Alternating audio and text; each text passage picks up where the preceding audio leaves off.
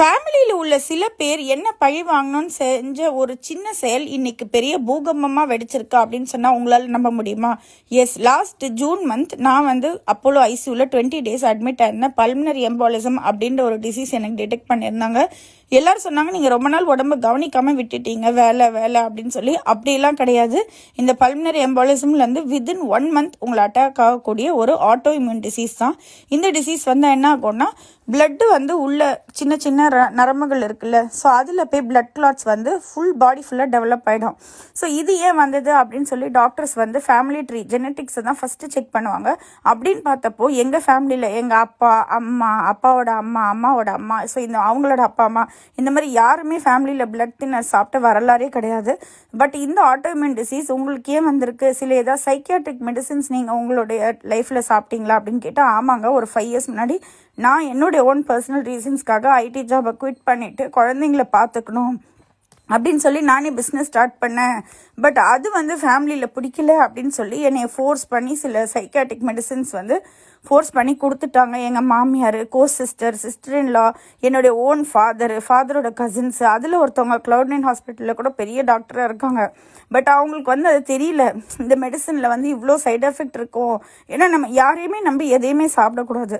So அதனுடைய விளைவு இன்னைக்கு நான் சந்திச்சுட்டு இருக்கேன். நீங்கள் தான் கருப்பரிசி, ராகி, எல்லாமே சிவப்பு சோளம் எல்லாம் சாப்பிட்றீங்களே, இவ்வளோ ஃபிட்டாக இருக்க உங்களுக்கே இவ்வளோ பெரிய நோயா அப்படின்னு நிறைய பேர் கேட்குறாங்க. பட் அப்படி இல்லை. ஃபிட்டுன்றது இட்ஸ் டோட்டலி டிஃப்ரெண்ட் பெர்ஸ்பெக்டிவ். ஃபிட்டாக இருந்தால் நீங்கள் பிபிக்கு மாத்திரை சாப்பிட வேணாம், உங்களுக்கு ஹார்ட் அட்டாக் வராது, உங்களுக்கு ஜுரம், தலைவலி, சளி, இந்த மாதிரி பேசிக்கான பிரச்சனை 99% ஆஃப் த மக்கள் சஃபர் ஆகிற பிரச்சனை ஃபிட்டாக இருக்க பர்சன்ஸுக்கு வராது.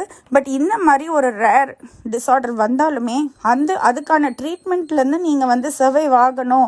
அந்த ட்ரீட்மெண்ட்டே உங்களுக்கு ஏற்றுக்கணும். ஏன்னா இதுக்கு பார்த்திங்கன்னா எக்கச்சக்கமான மெடிசின்ஸ் கொடுத்தாங்க. அந்த மெடிசின்ஸ் எல்லாம் எனக்கு ஏற்றுக்கிட்டு அதை ரிகவர் ஆகி வரத்துக்கே எனக்கு இந்த ஃபிட்னஸ் தான் ஹெல்ப் பண்ணுச்சு.